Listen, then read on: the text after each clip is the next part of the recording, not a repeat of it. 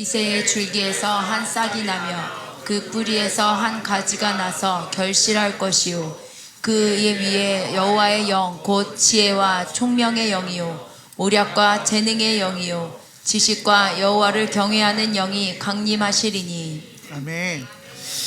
자, 우리가 이제 지난 시간 동안 선식 과정을 통해서 하나님의 아들로서 하나님의 나라를 나타내는 존재.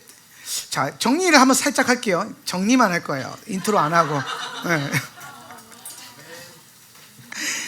우리 시간 많잖아요. 할렐루야. 자, 하나님의 이제 sonship이란 하나님의 아들됨.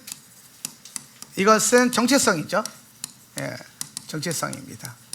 그러니까 이 정체성이 바로 서야 우리가 누구인가, 내가 어떤 존재인가를 깨달아야 내가 어떻게 사느냐가, 그죠? 우리의 삶에 대한 방향성과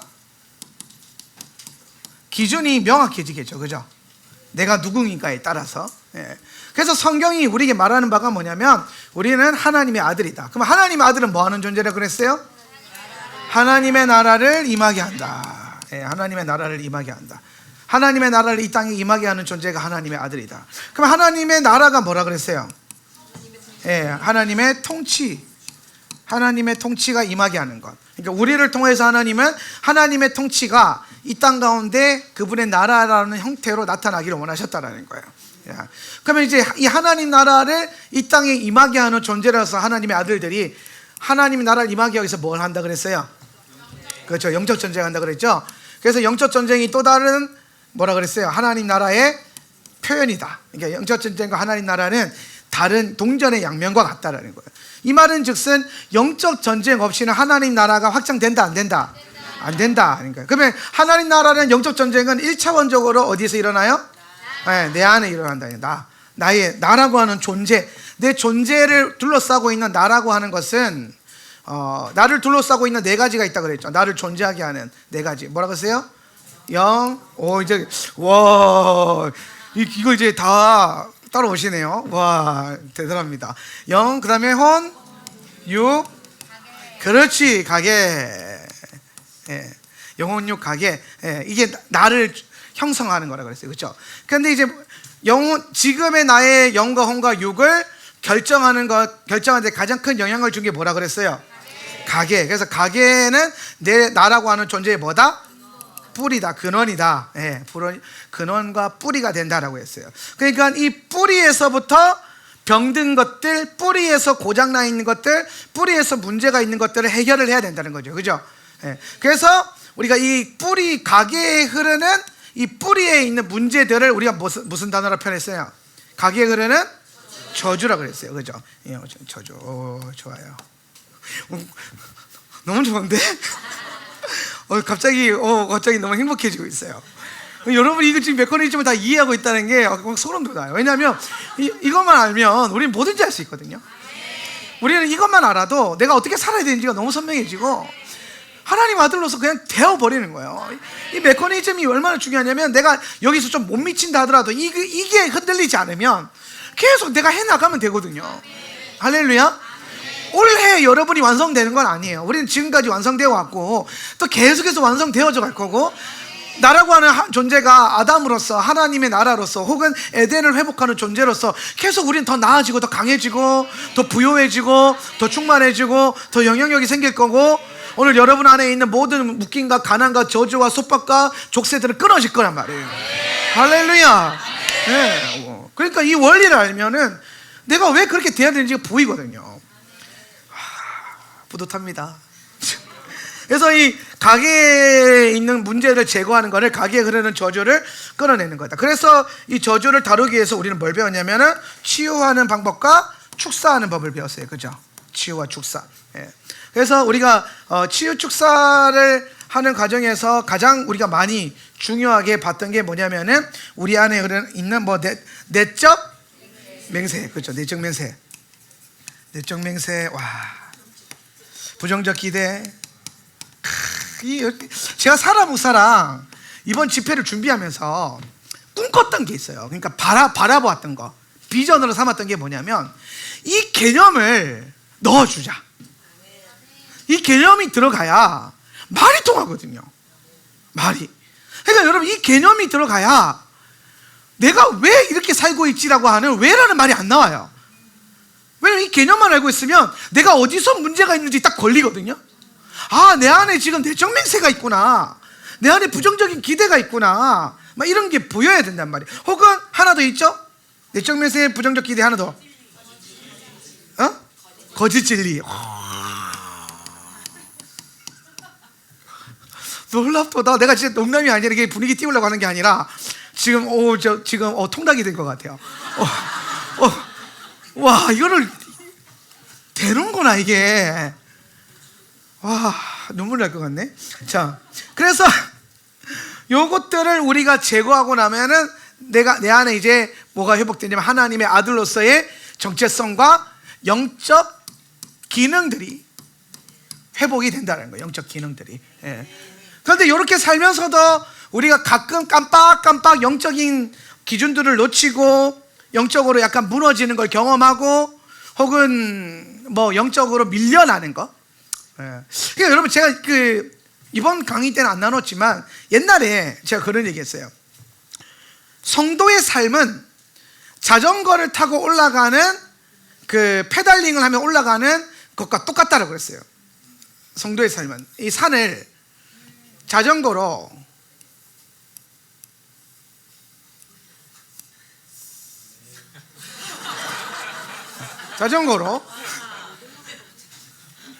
자전거. 네, 여기 자세히 보면 기아도 있어요. 자전거를 가지고 이제 올라가는 건데, 이렇게 올라가다 보면 이제 페달링을 열심히 한단 말이에요. 이게 뭐예요? 훈련 이러면서 가는 거예요. 우리 인생은 훈련인데, 여러분, 이 훈련이라는 게 뭐를 포함하고 있냐면은 성장, 성숙, 회복, 치유, 자유, 풍성함, 축복, 하나님으로부터 내게 주어지는 모든 게 요건데, 그거를 우리가 그냥 받아지는 게 아니에요. 그 모든 거를 뭘로 받는다? 훈련이라는 과정을 통해서 받는다는 거예요. 그래서 교회는 반드시 뭐가 되야 된다? 성도들을 훈련시키고, 성도들은 날마다 훈련하려는 자세가 필요해요.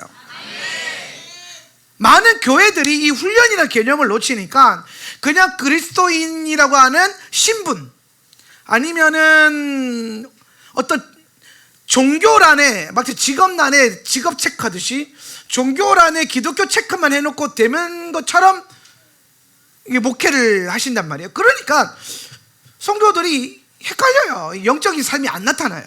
열매도 안 나타나고 그리스도인의 그 풍성함이 안 나타나요. 근데 아는 것도 되게 많아져요. 왜? 요새 뭐 유튜브다 뭐다 지식을 전해주는 건 되게 많은데, 그러니까 그 반쪽알이 죽은 믿음, 어제 다뤘던 알미라고 하는 거죠. 근데 여러분, 알면 언제 실제가 된다 그랬어요? 행함을 통해서. 자, 여러분이 예를 들어서 예배에 대해서 아는 것, 예배에 대해서 공부를 했어요. 아, 예배가 이런 거구나. 그래서 여러분이 예배를 아는 거예요? 여러분이 진짜 예배를 언제 알게 됩니까? 예배 드릴 때 내가 알고 있는 그 지식과 그 영적인 감격이 그 예배를 드릴 때 똑같이 느껴지고 경험되어지고 알아가지도록 되는 거죠. 그러니까 순종과 행함을 통해서 얻어지는 빌리브라고 하는 개념, 동사적 믿음이라고 그랬죠. 그 동사적 믿음을 통해서 나의 명사적 믿음, 알미라고 하는 것의 믿음이 뭐가 된다? 완성이 된다는 겁니다. 그래서 믿음은 반드시 뭘 수반한다? 행함을 수반한다는 거예요. 믿음은 반드시 행함을 수반합니다. 믿음은 반드시 순종을 수반합니다. 그래서 야고보서에서 분명히 말하는 게 뭐냐면은 순종이 없고 행함이 없는 믿음은 무슨 믿음이다? 죽은 믿음이라는데, 그 믿음은 믿음 자체를 부인하는 개념이 아니라 여기서 죽었다는 거는 뭐냐면 믿음의 능력과 기능이, 생명력이 뭐 돼 있다? 상실되어 있다라는 거예요. 그러니까 믿음이 이렇게, 여러분의 행함이 없다라고 하는 거는, 그러니까 여러분이 뭐에 많이 헷갈리냐면, 뭐에서 제일 많이 헷갈리냐, 이게 여기서 헷갈리는데, 여러분이 가지고 있는 이 베이스 있죠? 베이스. 베이스를 다 갖고 있단 말이에요. 베이스를 갖고 있으니까 교회를 오는 거란 말이에요. 그러니까 모든 교회 다니는 성도들은 베이스를 다 갖고 있어요. 뭐가 없을 뿐이야? 빌리브가 없을 뿐이에요. 빌리브가. 그런데 우리는 다분히 어떻게 생각하냐면 베이스가 내가 믿고 있다는 증거라고 착각을 해요. 왜냐하면 교리적으로 그렇게 잘못 가르쳤던 시절이 있었어요. 그런데 이게 이제 이 이신층이적 교리와 이 바울 신학에서 나왔던 이 개념이 오늘 현대 신학에 와서는 많이 또 원어 연구를 통해서 많이 깨졌습니다. 흔히 말하는 바울의 세관점, 그 새언약 신학, 세관점 신학이라는 것들이 들어오기 시작하면서 톰 라이트랑 조지 레드, 몰라도 되는데 아무튼 되게 유명한 분이야. 조지 레드랑 톰 라이트라는 분들이 신학자로서 이제 제가 믿고 있는 뭐라 그럴까요? 그 신학관을 좀 학문적으로 표현할 수 있는 방법이 그 두 사람이거든요. 그러니까 저는 목회적으로 표현을 하고 있는 거고, 이거를 학자적으로 표현하고 있는 분들이 톰 라이트 교수랑 조지 레드 교수인데, 이 두 사람이 하나님 나라 복음을 얘기하면서 이제 톰 라이트 같은 경우는 뭐가 전공이냐면 고대, 그러니까 1세기 유대인들 연구가 그 전공이에요. 그러니까 1세기 교회가 이렇게 살았다 이거죠. 그러니까 지금 우리가 만들어 놓은 교리를 딱 가져와서 이분이 뭘 하냐면 엉터리가 너무 많다라는 거예요. 종교개혁 이후에 교회가 세워놓은 교리와 원래 초대교회에서 하나님이 주셨던 말씀의 진리가 안 맞는 게 너무 많더라는 거예요. 안 맞는 거. 그 대표적인 게 뭐냐면 콘스탄틴에 의해서 히브리 관점이 끊어진 겁니다. 근데 톰 라이트가 이걸 딱 지적해요. 초대교회, 초기 기독교는 기독교가 아니라 크리스찬니티 공동체가 아니라 주이시 공동체였다. 기가 막히죠. 이게 지금 복음주의권에 안에 있는 신학자 입에서 나오는 말이에요. 근데 제가 신학교 다닐 때도 신학신학을 연구하셨던 그 무슨 교수님 계세요? 성결교당 교수님이셨는데 그 교수님도 똑같은 얘기를 해요. 본인 책에서 뭐라고 하냐면은 초대교회는 1세기 유대교였다. 근데 이게 성경에도 나와요. 성경에도 사도행전에 보면은 크리스찬들을 뭐라고 불러요? 나사렛파. 나사렛 교단이 아니라 나사렛파라고 불러요. 그러면 이 말이 무슨 나사렛파라고 하는 거는 교 밑에 있는 게 파잖아요. 교파라 그러죠. 그죠? 그러니까 여기서 말하는 나사렛파의 교는 뭐예요? 유대교입니다. 기독교가 아니라 유대교란 말이에요. 유대교 안에 바리새파, 사두개파, 에세네파, 나사렛파 막 이렇게 있는 거예요. 그러니까 성경에도 보면은 너희가 나사렛파라 하는 이단이 그러면서, 그러니까 우리는 처음부터 이단으로 정죄받았던 유대교에서. 그래서 이제 나사렛파라고 하는 그 뿌리가 갖고 있단 말이에요. 그러니까 기독교라고 하는 크리스찬니티라고 하는 개념이 생긴 거는 콘스탄틴 로마 카톨릭 교회로서의 혼합주의 이후에 다듬어진 거지. 그리고 이제 물론 이제 그 전에 역사로 친다면은 AD 70년에 예루살렘이 무너질 때에, 멸망할 때에 그 당시에 나사렛파라고 불렸던 예수님을 따랐던 공동체는 예수님의 말씀을 기억하는 거야. 예루살렘의 원수에 둘러싸거든 도망가라 그랬거든요. 그걸 기억하고 실제로 동포들과 함께 싸우지 않고 도망갔어요. 주님 말씀 따라서 산에서 숨어서 살았단 말이에요.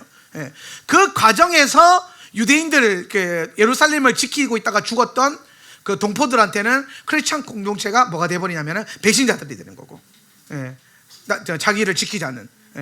그러면서 그때부터 유대교 커뮤니티 안에서 기독교인이라고 불리는 나사렛파와 일반 교파들의 갈등이 항상 있었습니다. 할당이 있었어요. 근데 크리스찬들은 자신의 유대성을 한 번도 버린 적이 없어요. 1세기 문헌 제가 굉장히 많이 공부해 봤는데 1세기 문헌 그 어디에서도 초대교회 성도들이 본인들의 뿌리가 주이시 그룹 안에 있다라고 하는 것을 부인했던 적이 없어요. 그러니까 초대교회는 메시아닉 교회였습니다. 메시아닉 교회. 근데 이 메시아닉적인 히브리 관점의 뿌리를 언제 잘라버리냐? 콘스탄틴 때, 로마 카톨릭 교회화 될 때, 그때 딱 잘라버려요. 그러면서 교회가 이제 자기들끼리 이제 나름대로 인도함을 받으면서 가지만은 중간에 타락하잖아요. 왜 타락했겠습니까? 원인은 하나예요. 뿌리가 불분명하니까 열매가 썩어버리는 겁니다. 여러분, 제가 지금 여러분의 정체성을 다룰 때에도 이거 정말 중요하게 생각했죠. 이거 안 다루면 여러분은 아무리 은혜를 많이 받아도 근원적으로 변화가 안 일어납니다. 교회 와서 자녀한테 하는 말이 아니에요. 맨날 첫날 울고 자빠져도 안 바뀌어요. 왜? 뿌리가 여전히 병들었기 때문에. 뿌리가. 근데 뿌리가 온전해지면, 우리가 그랬죠. 뿌리가 온전해지고 회복되고 치유되면 오늘 고쳐지고 내일부터 뭐가 생긴다? 소망이 생긴다는 거예요. 그러니까 우리는 내일의 기름 부음을 위해서, 내일의 소망을 얻기 위해서 오늘 내 안에 내 뿌리를 다루어야 된다, 이 얘기를 했습니다. 그렇죠.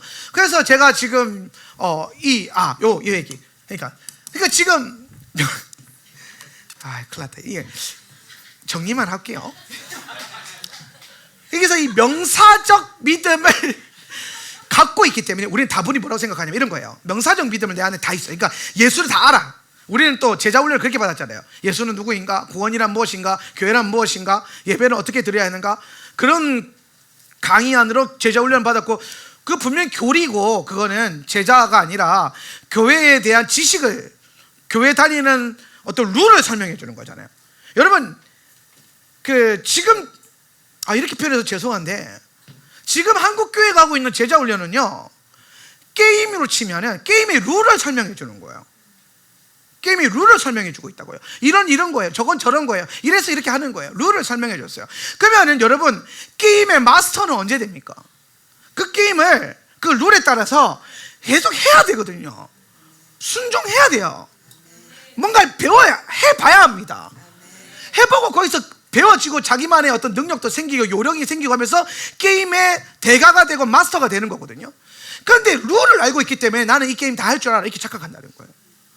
룰을 아는 거랑 게임을 탁월하게 하는 건 다릅니다. 저 축구를 기가 막히게 알아요. 근데 축구는 뭐네요. 요새 야구 좋아해서 야구 많이 보는데 야구를 기가 막히게 합니다. 여러분, 포심이 뭔지 알아요? 포심, 투심 막 이런 거 모르죠? 체인지업 다 압니다. 그런데 저는 절대로 못 던집니다. 아는데 그걸 던질 줄 몰라요. 왜? 한 번도 던져본 적이 없으니까. 그럼 여러분, 이거는 아는 겁니까? 데카르트 형님이 그랬어요. 명확하게 아는 거는, 아는 게 아닌 이상 안다고 하는 거는 다 함정이다. 그게 오히려 함정이 된다. 그런 지식을 아싸리 없애버리는 게 낫다. 그러니까 여러분, 진짜 철학자들도 말하고 성경도 말하고 저도 말하는 가장 중요한 그 진짜라고 하는 그 핵심은, 여러분이 거기에 들어가서 그것을 먹어보고 맛보아 알고 잘 할 줄 아는 상태가 되었을 때에, 그때 비로소 내가 그렇게 되는 겁니다.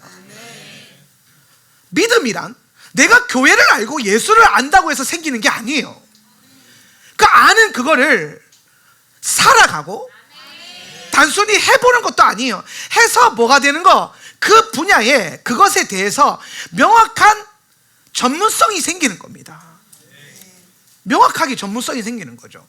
그 예수님을 아는 것, 경험하는 것에 대해서, 예수님과 동행하는 그것에 대해서, 거기에서 우리의 믿음이라는 게 완성이 된단 말이에요. 그러니까 우리가 성도들이 착각하고 있는 게 뭐냐면, 교회를 알고 예수님에 대해서 배워서 알단 말이야. 알아서 믿는 줄 착각해요. 안 살고 있으면서.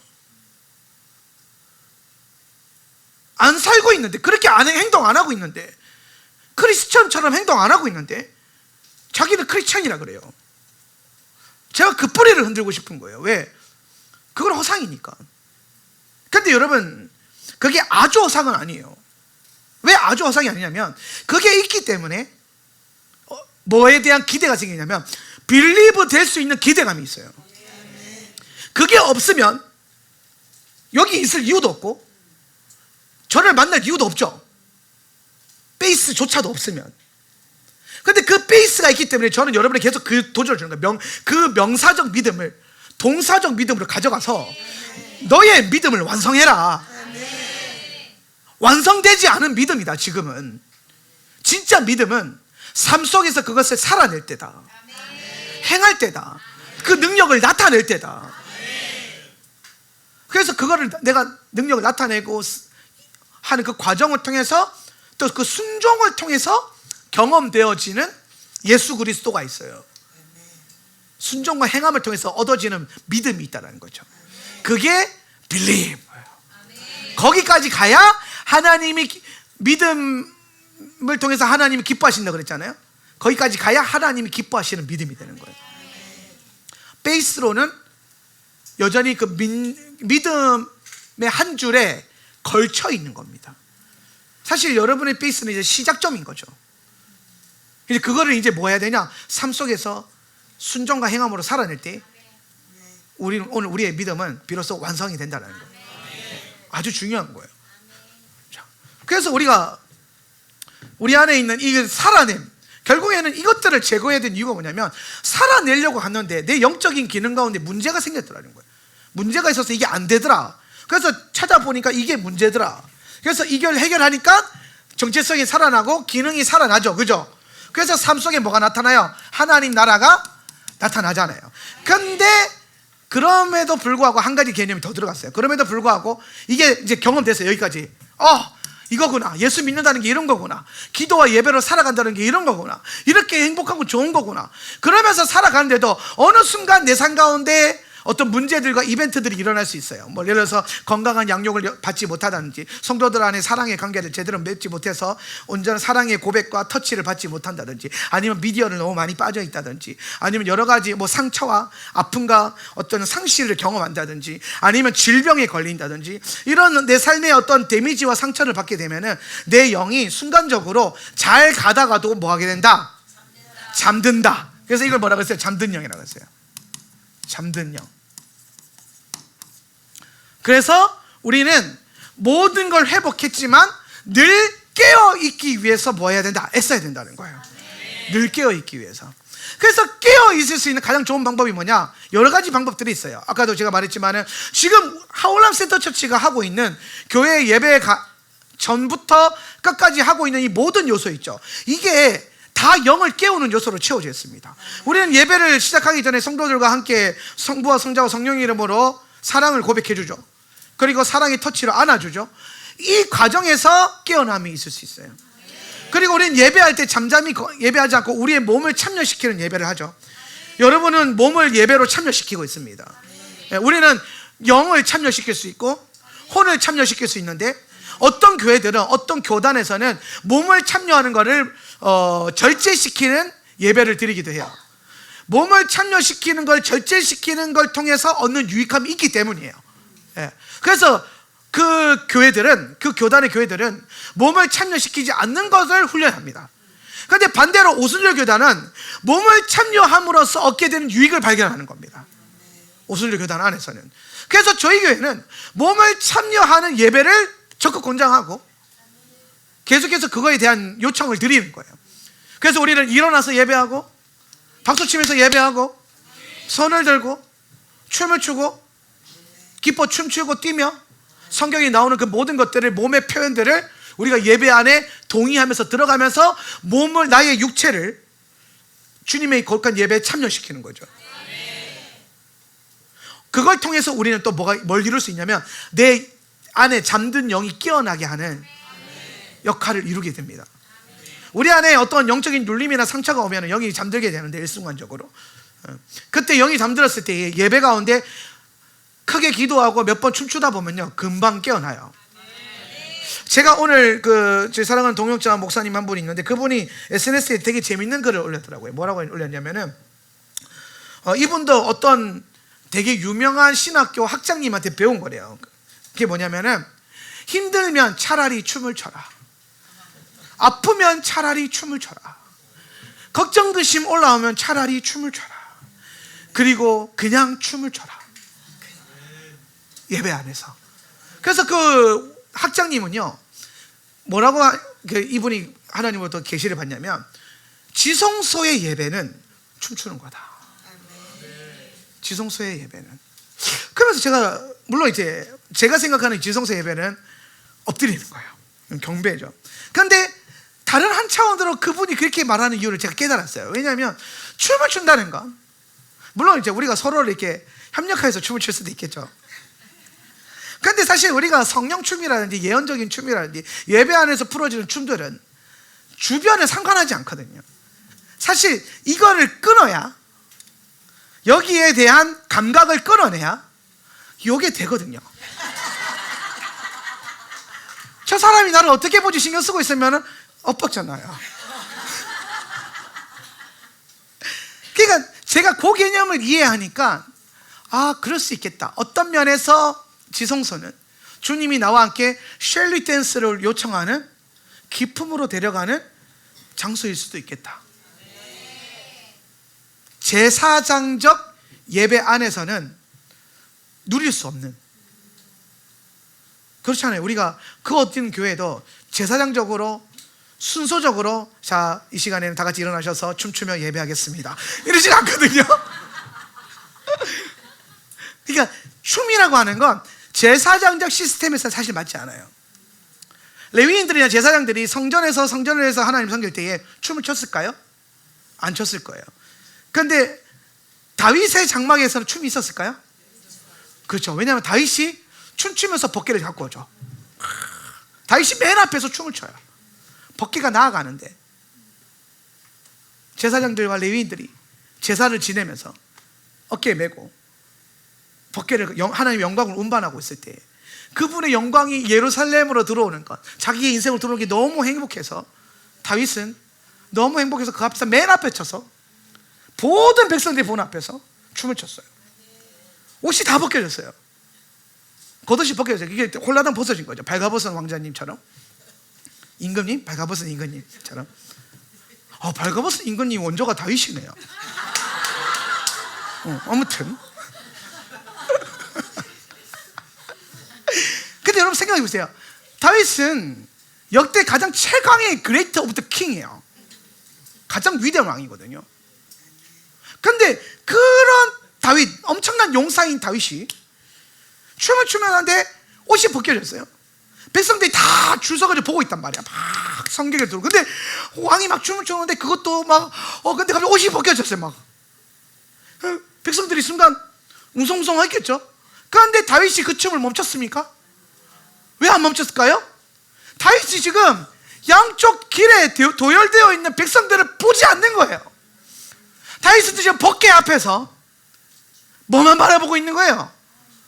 주님의 현존하시는 인재만 보고 있는 거예요. 그러니까 다윗은 계속 옷이 벗겨진 줄 모르고도 알았어도 상관없어요. 왜?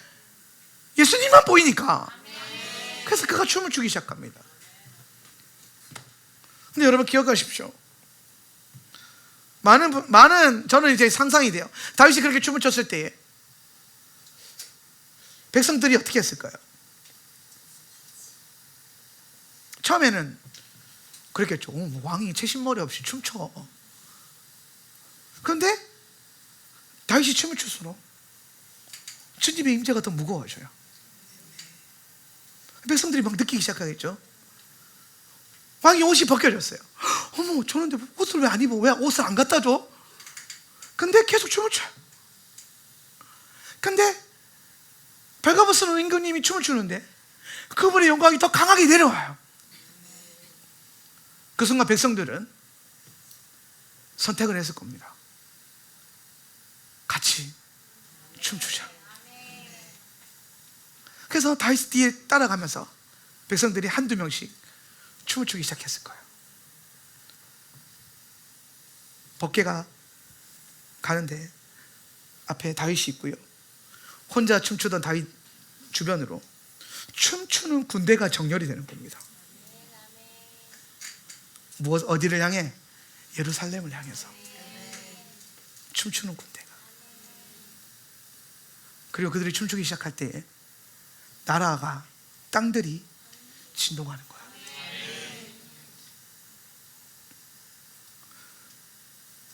어쩌면 마지막 때에 법궤이신 그리스도께서 예루살렘으로 다시 진격해 들어가는 그 마지막의 재림의 때에 그분의 앞에 도열될 수 있는 특별한 그룹들은 지성소에 춤을 출 줄 아는 경배자들일 거예요. 차라리 춤을 추십시오. 힘들면 춤을 추십시오. 아프면 춤을 추세요. 행복해도 춤을 추세요. 슬퍼도 춤을 추세요. 그분을 춤추세요. 저는 여러분이 춤추는 예배자들을 볼 때에 미갈처럼 반응하지 않기를 바랍니다. 미갈의 영이 들어오면 그 춤추는 예배자를 조롱해요. 그리고 어떻게 되냐면 그는 더 이상 왕의 침소로 부름받지 못해요. 우리가 춤추며 주님의 마지막 때에 경배하면서 성령이 허락하시는 모든 것을 가하며 나아갈 때에 우리의 모습을 비웃는 미갈과 같은 신부들이 있을 거예요. 그러나 기억하십시오. 여러분은 미갈들이 되지 마십시오.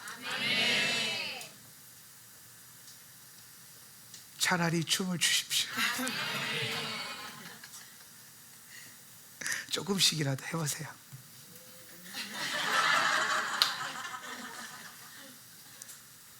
주님 앞에서 그 안에서 얻어지는 뭔가 명확한 무거운 주님의 영광과 임재가 있을 것 같고, 저는 우리가 이제 성전을 건축하게 될 때에 그 앞에 춤추고 플래그 워십하는 경배자들을 위한 존을 꼭 만들고 싶어요.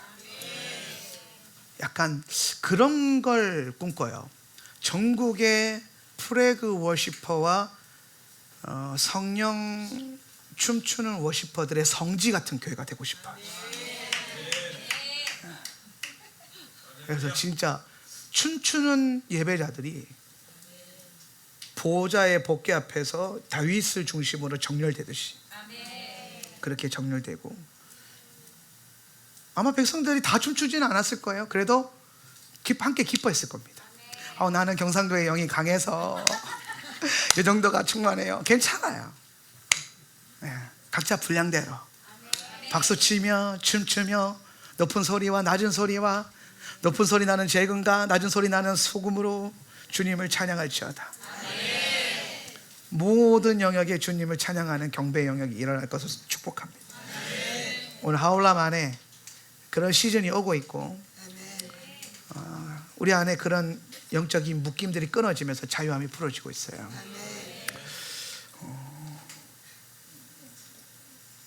다윗의 영이 임했으면 좋겠습니다. 그리고 또 그렇게 가봐야 돼요. 그렇게 가봤을 때 또 주님이 어디까지 가게 하시는지도 봐야 되고, 그러면서 또 우리는 많은 시행착오도 하겠죠. 실수도 할 거예요. 분명히 우리는 실수하게 될 겁니다. 근데 괜찮아요. 제가 늘 말하지만 우리가 경험하는 실수는 우리를 더 가치 있게 만들 거예요. 여러분은 반드시 실수를 해야, 실패가 아니에요, 실수를 해야 더 가치 있는 인생들이 될 수 있습니다. 승승장구하는 게 가치 있는 게 아니에요. 우리 인생은 아픔과 고난과 때론 핍박과 환난의 시즌들을 통과하면서 우리는 더 나은 정금과 같이 단련되는 성도들이 되는 거예요. 그런 은혜가 있기를 축복합니다. 그래서 잠든 영을 깨워야 된다. 요 원리만 알면 우리가 이제 하나님의 아들답게 살 수 있다는 거예요. 우리가 요거를 지난 2주 동안 공부했습니다. 그런데 여러분이 한 공부가 참 그래요. 너무 만족스럽습니다.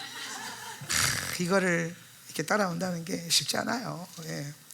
그럼 이제 생각해 보세요. 우리가 이제 하나님의 아들로서 정체성을 나아가다 보니까 우리를 묶고 있었던 원수와 어둠의 세력들에 대해서 공부를 할 수밖에 없었어요. 왜 내가 이 모양으로 살고 있는지, 내가 왜 망가져 있는지, 나는 왜 이렇게 망가진 인생을 못 끌어내고 있는지, 그거를 해결하기 위해서 지난 시간 동안 공부를 한 겁니다. 그래서 그걸 다 끊어낸 거고. 자, 그럼 이제 여러분 더 자유해졌어요. 믿으십시오. 자, 더 자유해질 거예요. 저 원리를 기억하고 있는 한, 저대로 계속 훈련하는 한 여러분의 그 자유함과 그 해방감은 더 커질 거예요. 자, 그러면 이제 원수에 대한 것들 다 해결했는데, 자, 그 다음에 이제 내가 그럼 하나님 나라를 나타내려고 하니까, 하나님 나라가 아까 뭐라 그랬죠? 하나님의 통치. 이거는 하나님의 다스림인데, 그러면 하나님이 어떻게 다스리는가? 하나님은 어떻게 일하시는가? 하나님은 어떤 분인가? 하나님에 대한 이해가 필요하겠죠, 이제는. 그러니까 하나님의 나라와 하나님의 역사를 풀어내려면 그분이 어떤 분인지를 알아야 될 거 아닙니까?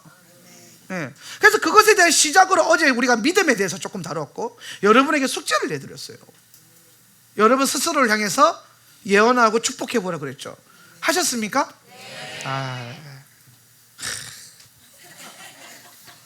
주님, 이렇게 순종적인 성도들만 주셔도 되는 겁니까? 참 감동적이네요. 여러분의 순종이 저를 행복하게 합니다. 예수님도 참 기뻐하실 것 같아요. 정말 그래요.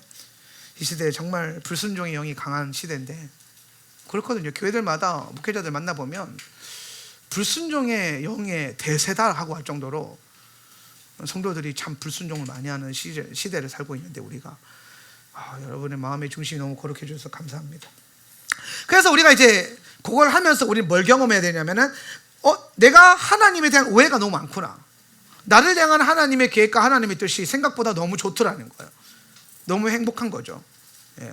그러면서 우리는 이제 오늘부터 뭘 열 거냐면, 그래서 우리가 믿는 하나님, 그분의 역사하심이 어떤 역사인가, 그분은 어떤 분인가를 공부할 겁니다. 그걸 우리는 하나님의 7영이라고 합니다. 그래서 여러분이 이 교재 제가 만든 교재인데 꽤 오래됐어요. 이 교재로 한다면 뭐라 그럴까요? 역사가 깊어요. 역사가 깊고 한국 교회에서 하나님의 7영으로 책을 만들어서 한국 교회 목사님 중에서 이걸 만들어서 이렇게 가르치는 사람이 저밖에 없을 거예요. 다 외국에는 좀 있어요. 외국 교회 한 2명인가 하나님 7영 교재가 이제 읽어본 적이 있는데, 근데 한국에서는 아직 나온 게 없는데 여러분이 가지고 있는 게 아마도 지금 몇 년 전까지는 그랬어요. 그리고 이 하나님의 7영은 결국에는 하나님이 어떤 분인가를 공부하는 건데, 이 공부를 하고 우리 라엘 전도사님이 세상을 향해 가던 길을 돌이켰어요. 제가 아직도 기억나요. 이 공부를 할 때 라엘 전도사님 머리가 노랬거든요. 노랬어요. 정말 그 미국 사람처럼 노랬어요. 저래도 되나 싶을 정도로. 그래서 이제 그리고 저 친구 꿈은 외교관이 되는 거였고, 그래서 이제 당시 스페인에 유학도 갔다 왔고, 유학파입니다. 전공이 스페니쉬예요. 올라. 스페니쉬인데. 그래서 이제 그냥 외대 외국어 전공했죠. 저 스페니쉬 전공하면서 이제 대학 졸업을 하기 전이었는데, 교회 이제 방학 때 제가 이 인턴십을 했어요. 하나님 7영 강의를. 근데 이거 듣고 애가 하나님에 대해서 하나님 만났어요. 하나님에 대해서 알아버렸어요. 그러니까 주님을 알았는데 이 길로 못 가는 거예요. 내가 살고 싶은 방식대로. 그래서 자기가 레윈이 되겠다고 헌신을 했어요. 그때가 이제 저 친구가 이제 23살, 2살 때, 둘, 셋 이럴 때, 그때 이제 헌신을 했는데 지금까지 잘 살려고 있죠. 그런 강력한 이 교재는 저 영혼 하나 건진 것만으로도 쓰임을 다했다 라고 볼 수 있지만, 그리고 사실 제가 전국의 집회를 다니면서 가장 많은 교회에서 앵콜을 받았던 집회 중에 하나가 하나님의 7영 집회예요. 그래서 요거를 여러분 잘 공부하셔서, 별다른 건 없어요. 옛날 교재이기도 하고, 근데 이제 확실한 건 하나님이 어떤 분인가, 그리고 그분이 우리 삶 가운데 어떻게 일하시는가, 성령님이 우리 안에 어떻게 일하시는가를 7영이라고 하는 이 나타나심으로 우리가 공부를 할 겁니다. 그래서 오늘은 먼저 하나님의 7영이 뭔가에 대해서 인트로 메시지를 나누겠습니다. 자, 여러분 교재 4페이지 한번 볼게요. 하나님의 7영인데요, 하나님의 7영은 자, 요 개념이 중요해요. 자, 하나님의 7영은 성령을 7 위격으로 나누는 것이 아닙니다. 아니에요. 7영이라고 하니까 0이 7개 있는 것처럼 보이잖아요. 그런데 하나님의 7영과 7영의 사역을 공부해 보면 이 7영은 아주 심플하게 보면 이런 거예요. 성령님의 7가지 사역을 의미하는 거예요. 성령님의 7가지 사역. 그러니까 성령님을 우리가 알아야 되는데, 성령님을 구성하고 있는, 이 성령님을 구성하고 있는 7가지 영역이 있어요. 하나, 둘, 셋, 넷, 다, 하나 더. 7가지 영역이 있어요. 예. 성령님을 구성하고 있는 7가지 영역. 예. 그거를 이제 우리가 어떻게 경험했으면 성령의 7가지 대표적인 사역을 통해서 할 수 있는데, 그래서 이 사역을 통해서 성령님의 온전하심이 드러나요. 자, 우리가 하나님의 온전하심을 어떻게 경험할 수 있죠? 맞아요. 삼위일체를 경험할 때. 네.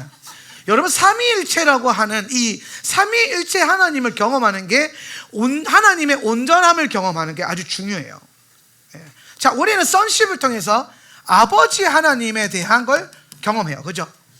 네. 그리고 우리는 예수를 처음 믿을 때, 교회에 들어올 때에 예수님에 대한 믿음을 고백하면서 들어와요. 그죠? 그러니까 성자에 대한 믿음이 있어요. 우리 안에. 성부, 성자 중에서 성자 예수님에 대한 믿음이 출발이고, 요 구속의 믿음으로만 살다 보니까 자연스럽게 하나님의 아버지 되심이 멀어졌단 말이에요.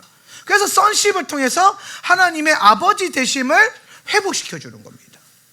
근데 이렇게만 해도 하나님을 다 경험하는 게 아니에요. 하나님 온전히 알려면 그 다음부터 뭐가 일어나야 되냐면 성령 하나님을 알아야 돼요. 성령 하나님을. 그래서 우리가 아버지 하나님, 성부 하나님, 성자 하나님, 성령 하나님, 이 세 분의 위격을 동시에 경험하고 다 경험해야 우리가 비로소 하나님을 온전하게 알 수 있는 거예요. 근데 다분히 여러분 안에는 뭐가 있냐면은 요 세 위격 가운데 친밀한 위격이 있어요. 저는 언제 때가 되면 요거를 좀 여러분 안에 좀 나누고 싶은데, 그러니까 여러분 예를 들어서 sonship 하면서 아버지에 대한 상이 일그러져 있거나 아버지의 올바른 sonship이 형성되어 있지 않으면 자연스럽게 하나님을 아버지라고 부르는 것이 불편해집니다.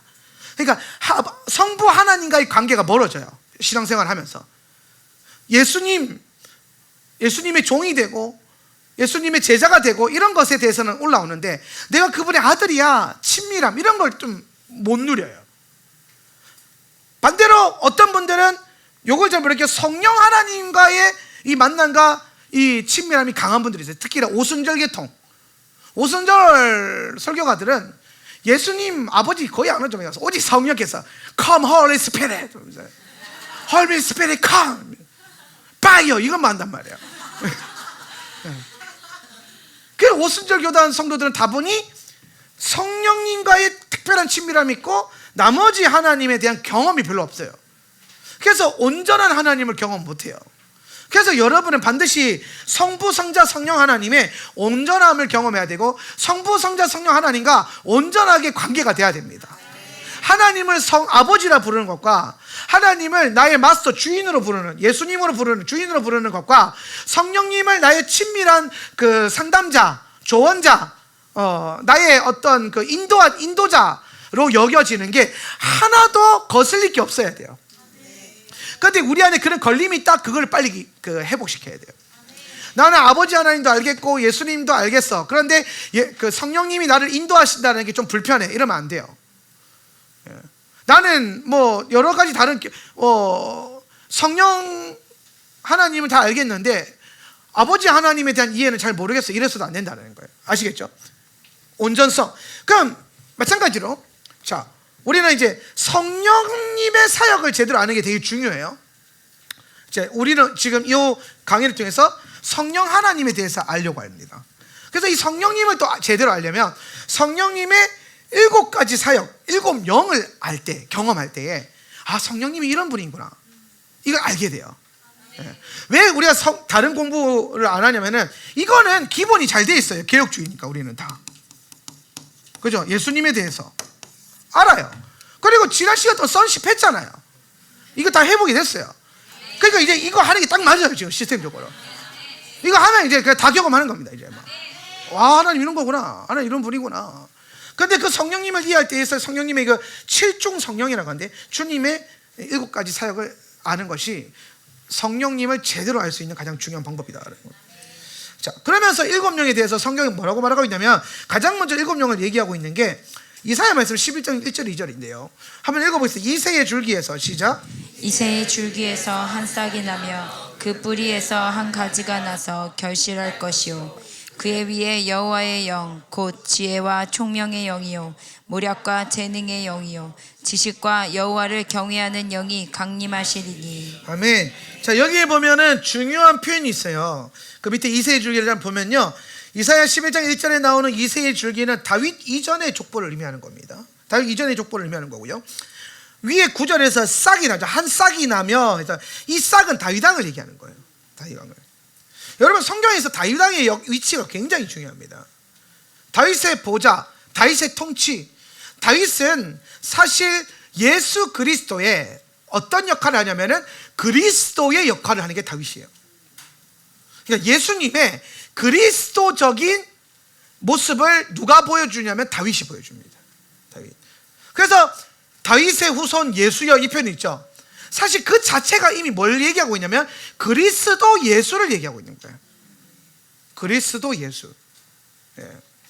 그래서 이제 이새의 줄기에서 이 족보죠. 다윗의 족보인데 거기서 다윗 왕이라고 하는 특별한 왕이 이제 나온다라는 겁니다. 그래서 하나님께서 예언을 통해 다윗을 왕조와 족보 가운데서 따로 떼내신다는 거예요. 따로 떼내서 독특한 의미를 불어넣었어요. 예수님 때문에 그래요. 예수님 때문에. 그래서 이 뿌리가 다윗의 계보이며 이 계보에서 메시아, 그러니까 다윗의 계보에서 메시아가 열매 맺게 될 것이다. 메시아가 열매 맺게 될 것인데 그 메시아가 예수님을 상징하는 거예요. 예수님을. 그래서 이사야 11장 2절에 뭐라고 되어 있냐면 그 위에 결실할 것이요. 그러니까 그 결실 위에 예수님이죠. 예수님 위에 뭐가 임한다는 거예요? 여호와의 영 곧 지혜와 총명의 영이요 모략과 재능의 영이요 지식과 여호와를 경외하는 영. 그래서 여호와의 영을 포함하면 7명이 돼요. 요 7명이 뭐한다? 강림하실 것이다 라는 거예요. 강림하실 것이다. 그러니까 예수님을, 다윗의 계통을 통해서 예수님이 나올 것이고 그 예수님 위에 하나님의 7영이 부어질 거라는 거예요. 이 말은 여러분 좀 중요한 게 뭐냐면 하나님의 구속의 역사가 이렇게 가는데 여기 이제 출발해서 가다가 여기 예수님의 십자가가 세워져요. 그러면 이 구약의 역사에서는 하나님의 영의 사역이 있어요, 없어요? 구약에서 하나님의 영의 활동이 있어요, 없어요? 있죠. 예, 반대로 얘기하세요. 예, 있어요. 근데 이 영의 역사가 다 다르게 사람들마다, 그러니까 예를 들어서 기름 부음 받은 자들이 있죠. 이 직분들이 누구예요? 왕, 제사장, 선지자, 그죠? 요 그룹들은 하나님이 특별히 기름을 붓죠. 그래서 하나님의 영이 부어져요. 하나님의 영이.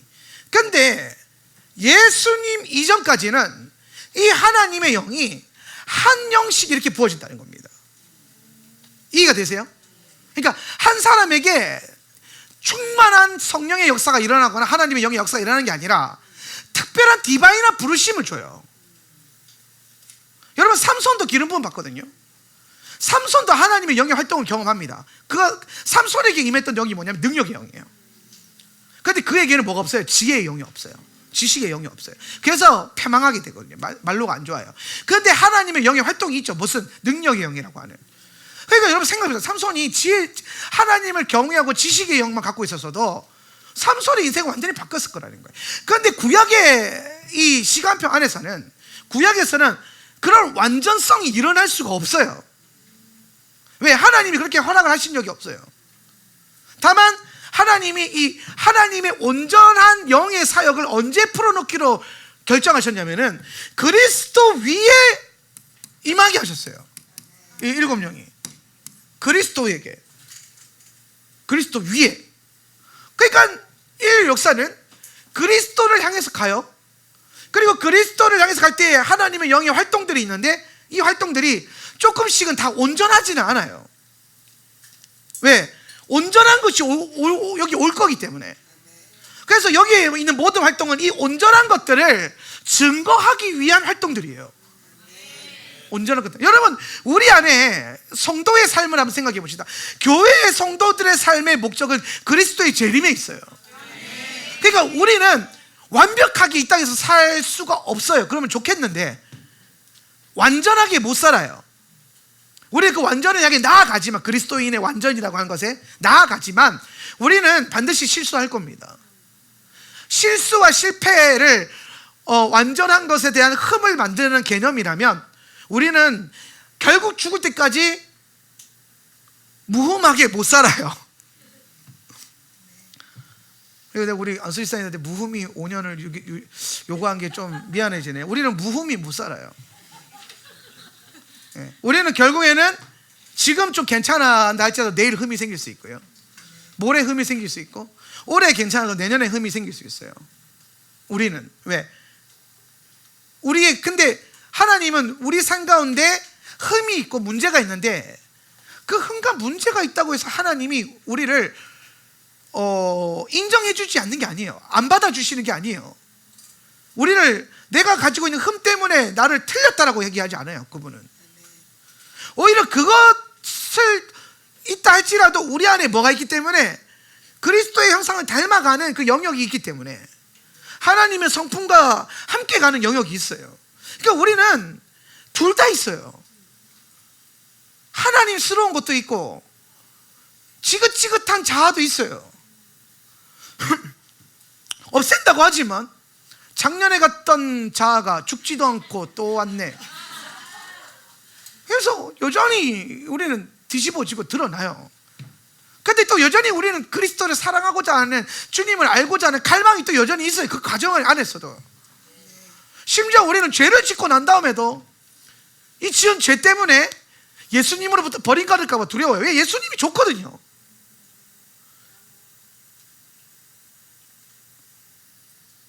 적어도 그리스도인이라면.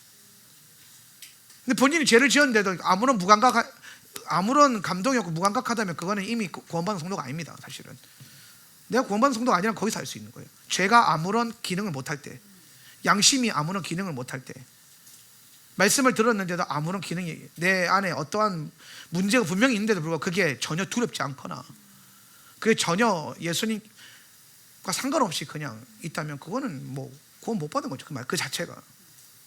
그런데 우리는 여전히 넘어졌는데, 죄를 지었는데 죄송하고 미안하고 부끄럽고 창피하고 수치심 들고 심지어 외면하고 싶은 그 마음도 주님을 향한 뭔가가 있기 때문에 외면하고 싶은 거예요. 성령 해방죄가 뭐냐? 주님 앞에 얼굴 들이대면서 뭐 어쩌라고요? 이게 성령 해방죄지 뭐. 근데 여러분, 하나님은 우리를 그런 존재로 용납을 하셨어요. 그러니까 쉽게 설명하면 문제가 있고 하자가 있는 존재들인데, 이 땅에 수많은 사람들 중에 말짱한 사람들만 골라 모아가지고 교회를 만들어 놓은 게 아니라 문제 있고 상처 있고 아프고 고장나 있고 하자가 있는 나도 주님이 부르셨어요. 그리고 주님을 사랑하도록 이끄셨어요. 그리고 나도 문제 있지만 고장나 있지만 나는 주님을 사랑해요. 여전히. 그리고 계속 사랑할 거예요.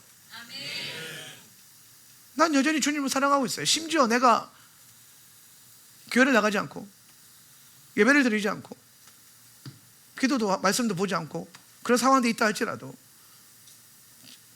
오늘 그 부름 안에 있는 사람들 안에 항상 그 안에 그 모든 상황이, 그 문제들이 나를 누르고 있어도 우리 안에는 여전히 그게 있을 수 있어요. 그럼에도 불구하고 나는 여전히 주님을 사랑한다. 난 주님을 원한다는 거예요. 그런데 그 문제와 죄의 무게가 나를 누르고 있어서 묶고 있을 뿐이죠. 그 묶임을 끊어주는 게 선십이고 자유케 되라고. 그럼에도 여전히 우리는 주님을 사랑하고 있어요. 근데 그 문제와 흠이 있는 존재들을 부르셔서 주를 사랑하게 하신 욕정이 뭐냐면, 여러분 안에 주님의 그 여러 과정들을 통해서 그리스도께서 오시면은 우리는 온전케 될 거예요. 여러분, 비로소 우리는 그때 가서 온전케 될 거예요. 그 온전케 되는 그걸 증거하기 위해서 지금 내 삶을, 문제 있는 내 삶을 주님이 지금 쓰시는 거예요. 그래서 우리가 하지 말아야 될, 절대로 하지 말아야 될 한 가지는 주님을 사랑하는 걸 포기하는 거예요. 여러분이 훈련받는 걸 포기할 수는 있어요. 여러분이 심지어 교회 다니는 걸 포기할 수도 있어요. 어떤 공동체에 소속되는 걸 포기할 수도 있어요. 물론 그것이 옳다라는 건 아니에요. 근데 그럴 수 있다고요. 근데 여러분이 절대로 하지 말아야 될 것은 그 모든 문제와 상처와 죄의 무게 안에서도 여러분은 끝까지 주님, 그래도 내겐 예수님이 필요하다라는, 그리고 나는 주님을 사랑한다라고 하는 그 믿음은 절대로 포기하면 안 돼요. 그 신락 같은 그 한 가지 믿음이 나를 아슬아슬하지만 영원으로부터 나를 연결하고 있는 거예요. 그리고 언젠가 주님의 때에 우린 비로소 온전케 되겠죠.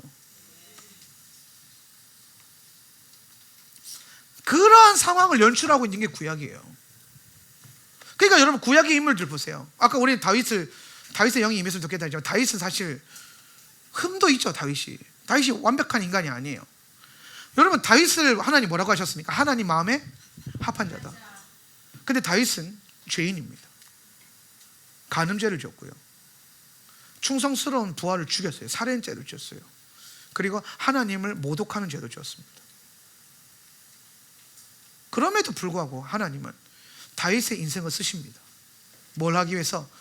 당신의 그 온전함을 예표하고 드러내는 주님의 온전함의 한 부분으로 우리를 쓰신다는 거예요. 우리 인생을 쓰신다는 거예요. 그러니까 여러분의 넘어짐은, 또 여러분의 일어섬은, 여러분이 잘 되는 거는, 여러분이 또 안 되는 거는, 그 모든 거는 주님 안에서 있다면 그거는 반드시 하나님 나라를 위한 유익함이 있다라는 거예요.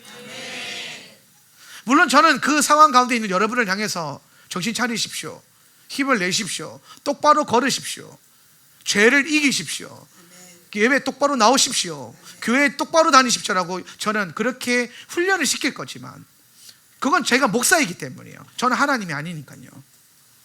그런데 그건 목사인 저의 직분이고요, 제가 이해하고 있는 하나님은 여러분이 그런 상황 가운데 있다 할지라도 그런 인생을, 그 인생을 주님은 택하셔서 주님 나라에 뭔가를 이루는 한 부분으로 내 인생을 쓰신다는 겁니다. 그러니까 하나도 쓰임받지 못할 게 없다라는 거예요. 내 인생의 어떠한 한 조각도 하나님 보시기에 유익하지 않은 게 하나도 없다라는 겁니다. 나는 그걸 이해 못해요. 사역자들은 그걸 이해 못해요. 그리고 본인도 그걸 이해 못해요. 그런데 주님은, 내가 그분의 사랑 안에 들어가 보니까 내 안에 있는 수많은 죄가 나를 참소해요. 그분 안에 딱 들어갔는데, 여러분이 예수님께 딱 들어가니까요, 가장 먼저 나오는 반응이 참소더라고요. 내 자아가 올라와서 나를 향해서 꾸짖어요. 이놈은 거기 들어갈 자격이 없습니다, 주님. 마귀가 참소하는 거죠. 내 안에 있는 마귀가. 그러니까 막 쪼그라들어요. 죽을 것 같아요. 왜냐하면 내가 지은 죄는 팩트거든요, 사실이거든요. 그런데 주님이 그런 나를 어떻게 보셨느냐? 괜찮아. 어떻게 마귀가 눈을 벌겋게 뜨면서 달려들어요. 그게 어떻게 괜찮냐? 죄의 삭은 사망인데 쳐 죽여라, 쳐 죽여라. 수많은 마귀들이 돌 들고 죽여라, 죽여라, 죽여라, 죽여라, 던져라, 던져라, 던져라, 던져라. 여러분이 심판대에 있을 때 그럴 거예요. 죽여라, 죽여라, 죽여라. 죄의 삭은 사망이라고. 그런데 주님이 와서 하는 말, 그 모든 참소를 스탑 하시면서 내가 저를 대신해서 십자가에 못 박혀 죽었나니.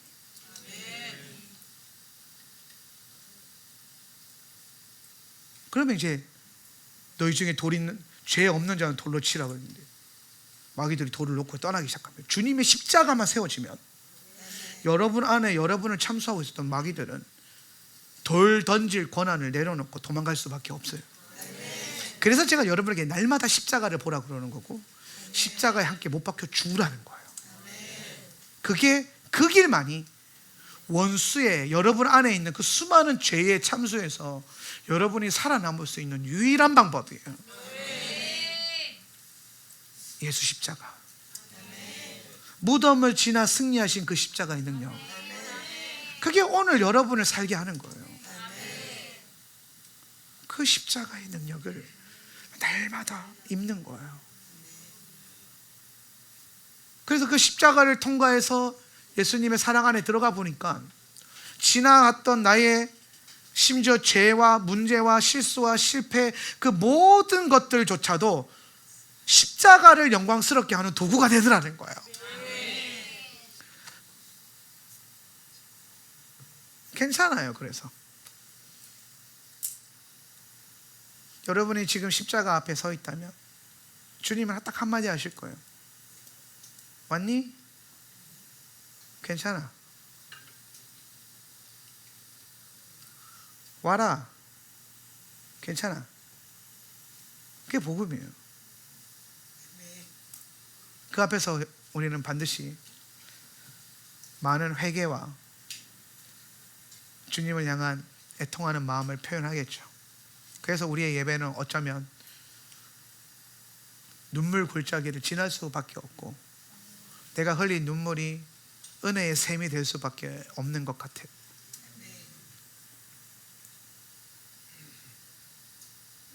그래서 우리는 그렇게 주님을 향해 나아가고 그렇게 나아갔는데 예수님이 이 땅에 오셨어요. 열매로 결실로 오셨단 말이에요. 그랬더니 진짜 예수님 위로 뭐가 내려와요? 비둘기 같은 성령이 내려오시죠. 그 비둘기 같은 성령이 뭐냐? 하나님의 일곱 영이 내려오시는 거예요. 자, 여기서부터 여러분 판이 바뀌어요. 예수님이 이 땅에 오신 이 순간부터 하나님의 영의 부분적인 사역들이 이제 그리스도를 통하여서 어떻게 되냐면 하나님의 영의 사역이 아니라 일곱 영의 사역으로 바뀌어요. 뭘 통해서? 예수님을 통해서.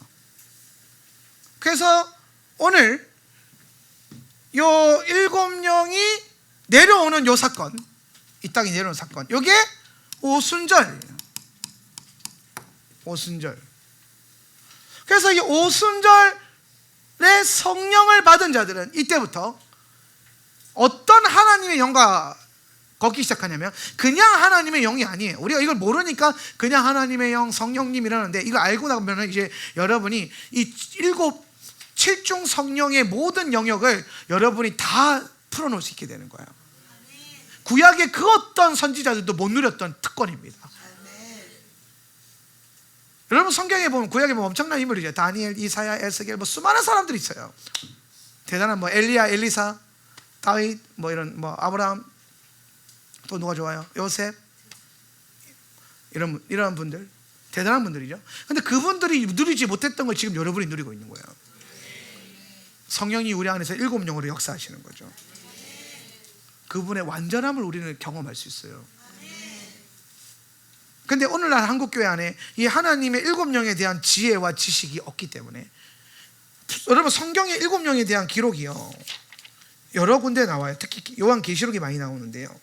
그러니까 일곱 영의 계시는 마지막 때에 대한 계시와도 연결되어 있어요. 여러분 하단에 보면 그 4페이지 하단에 요한계시록 1장 4절 4장 5절 5장 6절이 있는데요. 요거 한번 읽어보겠습니다. 시작. 요한은 아시아에 있는 일곱 교회에 편지하노니 이제도 계시고 전에도 계셨고 장차 오실이시며 그의 보좌 앞에 있는 일곱 영과 그의 보좌 앞에 있는 일곱 영과 또 보좌로부터 시작. 보좌로부터 번개와 우성과 우레소리가 나고 보좌 앞에 켠 등불 일곱이 있으니 이는 하나님의 일곱 영이라. 보좌 앞에 켜져 있는 등불 일곱이 하나님의 일곱 영이라 그랬어요. 그 다음에 또 내가 보니 시작.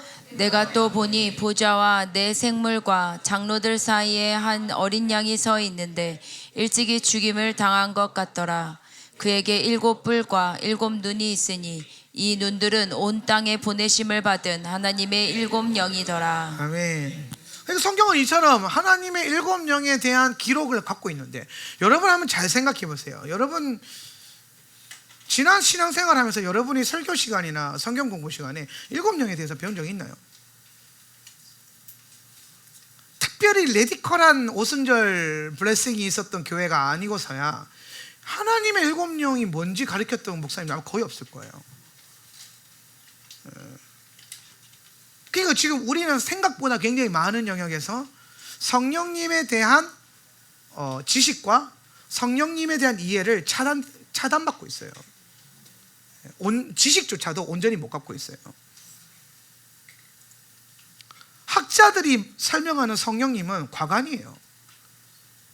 자유주의 신학자들, 뭐 독일 출신의 인본주의 신학자들은 성령님을 하나님으로 인정 안 하는 분들도 많아요. 그냥 에너지다, 하나님의 힘이다, 이렇게 보는 사람들 되게 많아요. 그런데 오늘 성경은 보좌 앞에 7영, 오늘 우리 가운데 역사하고 있는 성령 하나님을 7영의 역사하심과 연결해서 설명하시면서 성령님이 7가지 나타나심으로 우리 가운데 나타난다는 것을 보여주고 있어요. 그래서 원론적으로 어떤 일이 벌어지냐면 오순절에 성령이 부어졌어요. 이게 이제 그 요엘서 2장 28절 29절 말씀 있죠. 저 잘 아는 거. 그 내용을 만민에게 부어주리니 그거. 그 말씀을 성취한 거잖아요. 그죠? 그러니까 요때 이제 여러분 이제 보세요. 되게 재밌는 게 제가 무슨 얘기를 하고 마무리할 거냐면 구약에서도 성령의 사역이 있었어요, 없었어요? 있었잖아요. 그죠? 하나님의 영의 사역이 있었잖아요. 땅에 있었단 말이에요. 근데 저 얘기를 왜 할까요? 내가 내 영을 만민에게 부어주리니. 그렇죠? 만민, 모든 사람들에게. 그리고 우리가 오순절을 성령 강림 사건이라 그러죠. 그죠? 성령 강림, 성령이 임하셨다는 겁니다. 그런데 여러분 이 땅에 성령의 사역이 있었어요. 구약에 예수님 이전까지도. 근데 왜 성령 강림이라고 하는 오순절 강림이라는 특별한 이벤트를 하나님 만드셨을까요? 그게 7영 때문에 그래요. 오늘 하나님이 공식적으로 이 땅에 7영의 온전한 하나님의 사역, 온전한 성령님의 활동과 사역을 공식적으로 풀어놓고 이거를 기름 부음 받은 왕과 제사장과 선지자에게 부분적으로 주던 그 영의 사역이 아니라 모든 육체에게 이 7영의 완전한 사역을 부어주시는 시대, 이 시대를 공식적으로 예언하시고 여기서 그리스도께서 선언하시고 그 선언의 시작으로 그리스도께서 그 영을 받으신 겁니다. 그래서 예수님이 이 땅에서 공생의 3년을 사역하실 때에 예수님 안에 있었던 모든 것을 이기고 모든 것을 온전하게 하셨던 그 능력의 근원이 예수님 안에 부어졌던 뭐예요? 7영의 역사로 인해서 그래야 되는 거예요. 7영의 역사를. 그래서 예수님 이전에 다른 성령의 사역을 기름 부음 받은 어떤 직분의 사람들과 다른 특별한 성육신하신 하나님으로서의 그 어떤 특별한 존중과 인정을 받는 것이 그 7영의 사역이 그리스도 안에 부러졌고, 그리고 그리스도 안에 부러진 그 7영을 그리스도께서 가셔서 이 땅 가운데 공식적으로 보내주신 사건이 오순절이라는 거예요. 그래서 오순절의 믿음을 통과한 우리는 하나님의 성령을 받게 되는데, 우리가 받는 하나님의 성령은 하나님의 7영이고, 그래서 그 7영의 사역을 우리가 받는 거고, 우리 삶 가운데 그분의 7영의 사역을 나타낼 수 있게 된다는 겁니다. 그래서 우리가 이 7영에 대해서 내일부터 계속 하나씩 배워나갈 때에 여러분 안에 지금도 역사하시는 성령님에 대한 이해가 커져서 여러분의 삶 가운데 7영의 사역이 풍성하게 온전하게 부러질 수 있기를 바랍니다. 온전함이라 그랬죠. 온전함, 성령님의 온전함. 그래서 5 성령도 아니고 6 성령도 아니고 7영이에요. 7이라고 하는 완전수. 그래서 7영으로 역사하시는 거예요. 그분의 완전함을. 그래서 저와 여러분이 그리스도의 완전함을 향해 나아가는 7 계단을 밟을 수 있는 시간이 되기를 축복합니다. 우리 자리에서 일어나셔서 우리의 믿음을 활성화하면서 기도하겠습니다.